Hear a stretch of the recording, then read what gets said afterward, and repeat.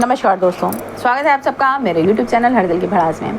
केजरीवाल कुछ ज़्यादा ही नहीं उड़ा है। इसको अगर सुप्रीम कोर्ट ने आउट ऑफ वे जाकर के जमानत दे दी, अरे भैया ये तो अपने आप को देश का राजा समझ रहा है। इसको लग रहा है कि भाई इससे बड़ा तो कोई है ही नहीं।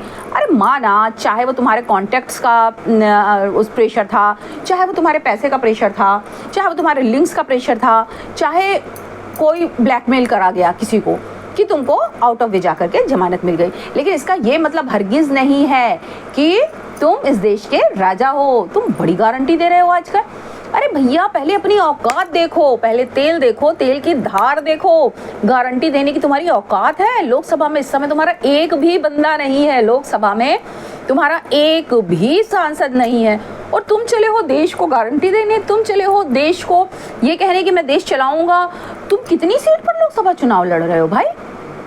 20 से भी कम सीट पर तुम लोकसभा के चुनाव लड़ रहे हो, और तुम कहते हो कि कोई तुम्हारे बिना सरकार नहीं बना पाएगा। गजब भैया, क्या जेल में रह करके तुम्हारा दिमाग भी थोड़ा घूम गया है क्या?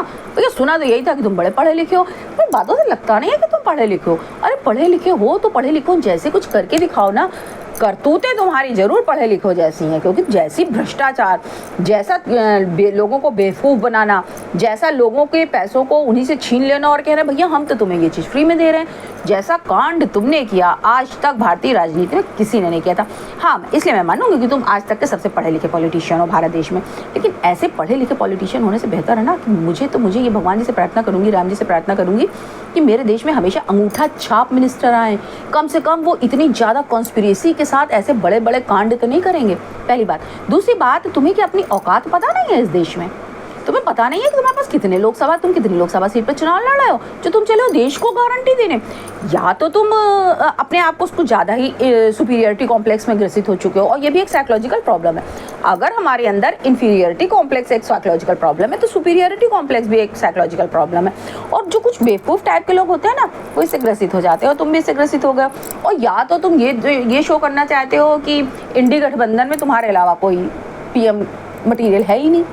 मतलब जो लोग तुम्हें सपोर्ट कर रहे हैं इस समय, जो लोग तुम्हारे साथ खड़े हैं, तुम उन्हीं की बखिया उधेड़ने में लगे हुए, तुम उन्हीं की जड़ों में मट्ठा डालने में लगा। वो इतने डफर, तुम्हारे सहयोगी इतने डफर कि वो भाषणों में तुम्हारी जो क्या नीयत है वो पहचान नहीं पा रहे हैं। गजब भैया, सही बात है। अगर भारत के देश के लोग इतने बेवकूफ़ रहे तो मैं मानती हूँ, मैं तुमसे अग्री करती हूँ कि शायद जो तुम बोल रहे हो वो तुम करके दिखा दोगे, लेकिन मुझे लगता नहीं है कि भारत देश के लोग इतने बेवकूफ़। हाँ, नेता हो सकते हैं भाई, इस समय इंडी गठबंधन में जो नेता हैं वो इतने बेवकूफ़ हो सकते हैं कि वो तुम्हारी नीयत ना पहचान पाएँ, वो तुम्हारी चरित्र ना पहचान पाएँ, वो तुम्हारी चालें ना पहचान पाएँ, लेकिन जनता पूरी तरह से तुम्हें पहचान गई और इसने तुम्हें सिरे से खारिज कर दिया।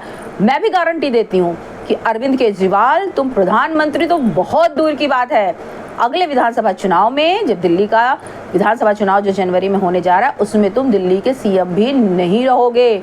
अब तुम सिर्फ जेल में रहोगे, और तुम्हारे ऊपर भ्रष्टाचार के साथ साथ अब देशद्रोह के भी मुकदमे चलेंगे।